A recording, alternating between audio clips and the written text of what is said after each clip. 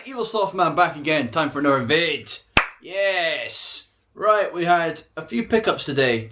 I went down to town, had a look around everywhere. I did actually find that cash generator that I was asking Radio 3 about. Can't believe I missed that. When the hell has that been there? I don't even know. I walked past it. It must have been millions of times. I've just never seen it.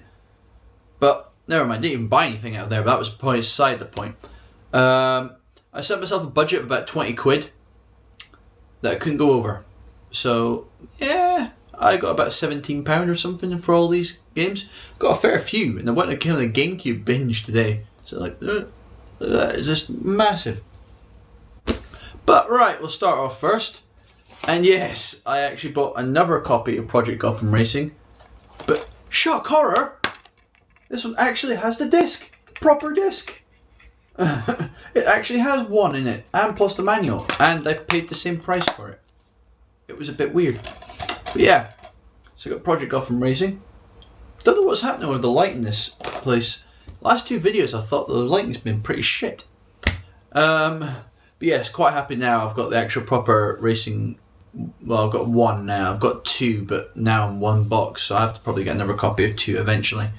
I had a look today, actually. That was the thing, Cash Generator, because they were selling 3 Xbox consoles in there, and they had £15 each or something, and had all the hookups in one controller, and one of them was the crystal one, and they had 2 black ones. And I thought, what one would you go for? I would really like to have the green crystal one, but that's going to be extortionately expensive. Never owned an Xbox before. Oh well. Right, here at the start of my GameCube collection, I've just noticed another sticker. I thought I peeled them all off. Bastard. Right. But first one is Star Wars Rogue Leader, Rogue Squadron 2. So now I have all 3 of the Rogue Squadron games. That was because I got 3, what was it, a good month and a bit ago. Definitely brilliant game. Graphics are astounding for GameCube. It was near enough a GameCube launch and just blew everyone away at the time. Just awesome. It is complete with manual and disc. And this one, I got some of them out of cash converters, so I did actually check before I even walked out the bloody building. This time all the discs were right. The next one, which I completely forgot about, this was actually on the GameCube. This is Star Wars Jedi Outcast Jedi Knight 2. Now, I remember now that this has no manual, but the disc. I remember it was out on the PC, and I think at the time I was wanting to get into PC gaming. So I thought I'll leave it, get the PC version. And then I found out I'm not a big fan of PC gaming. That's just my personal preference. I'm just console from as long as I've been gaming. So, well, apart from the Amiga, but that was beside the point. But yeah, I think it's a good game. I think Jedi Academy is actually out on the GameCube as well. So I'll see if we can source that. Or maybe it came out on the Xbox. It was out on one of the consoles. Right. Now, this is going to reference, the next game is going to reference SNEStastic, because he put up a video the other day. It was 1080 snowboarding on the N64, a game I think I recommended to him, which I don't actually own myself yet.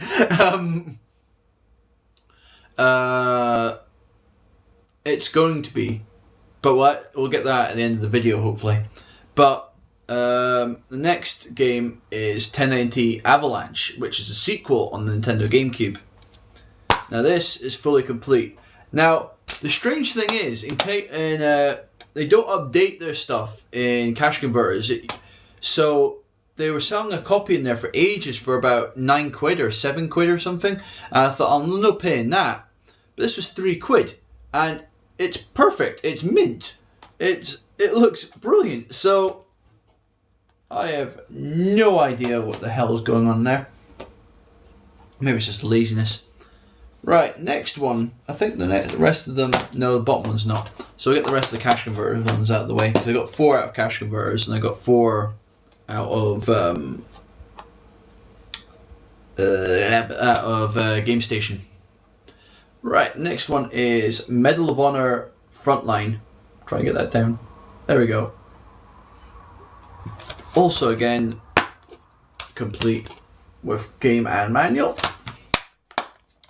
Now, I've never really bought any console versions of Medal of Honor. I I think it was Allied Assault on the Game Boy Advance. It was one of the ones on the Game Boy Advance, but it was like top down, and it just looked kind of weird.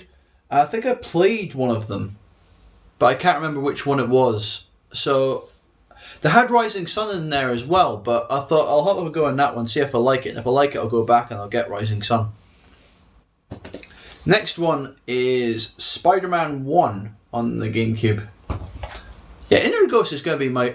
would love me today. I bought 7 GameCube games. My god. Now, I love the first 2 Spider-Man games on... And I remember playing them on my mate's Xbox. But I never actually owned them myself, so that was one of the ones I was like picking up. Just thought they looked pretty damn awesome. Next one is Die Hard Vendetta. And this, again, fully complete with disc and manual. And it's that I've seen, I think I reviewed at the time, it said it was a really good game, single player, but it was just a shame it had no multiplayer in it. Now, I don't really play multiplayer at the best of times, so that doesn't bother me. So, as you can probably tell by my occurrences on PSN or live, you actually see it. I can't remember the last time I actually played a game on Xbox Live. That's going to be rectified this week, by the way. This is feeling very weird because generally I should be at work at this point, and I've took a week and a half off, basically so I don't lose at the end of the month.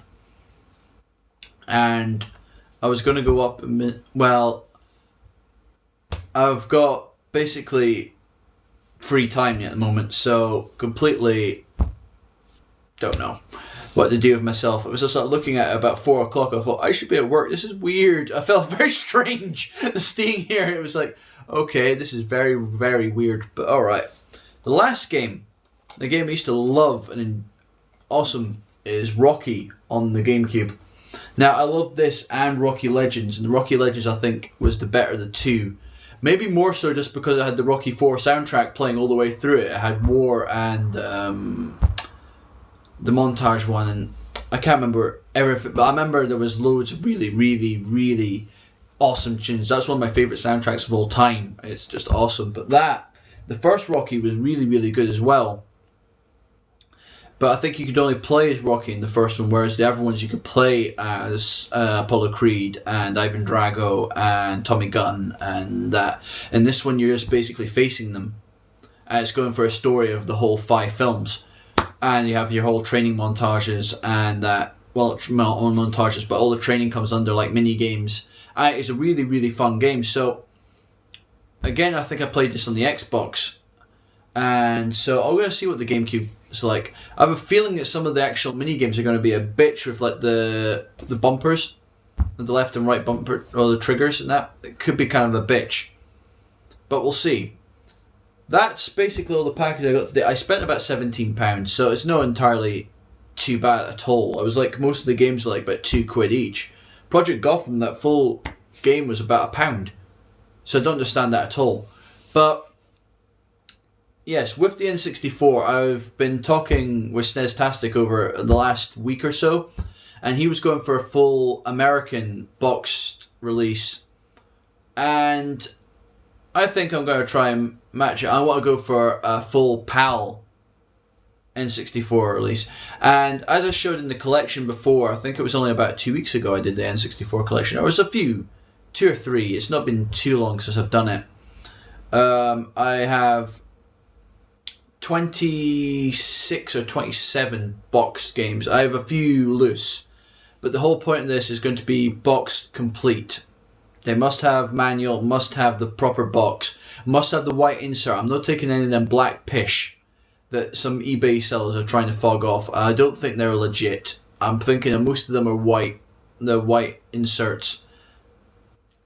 And 1 or 2 of them I noticed. Well, I know some of them later N64 games had like a cardboard insert inside the box and didn't actually have the insert. So it was like basically the game held the rigidity of the whole thing if you actually had the game inside it with the manuals and everything. But that's some of the later ones. I think these were kind of early games. I was having a look on eBay. But I can't really do any of that until my wages hit.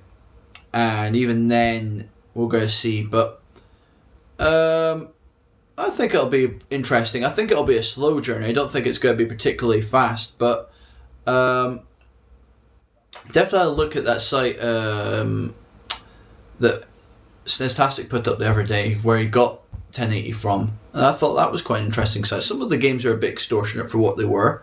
Some of them were a bit more reasonable for what they were. It was like you take it with VR and you mix in some of eBay, some of that, and I think it'll be pretty good. So that's going to be the plan from now on.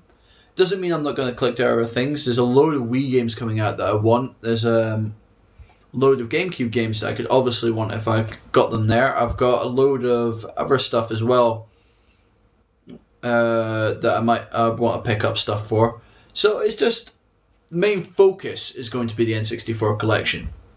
But alright, until next time, this is Evil Slothman.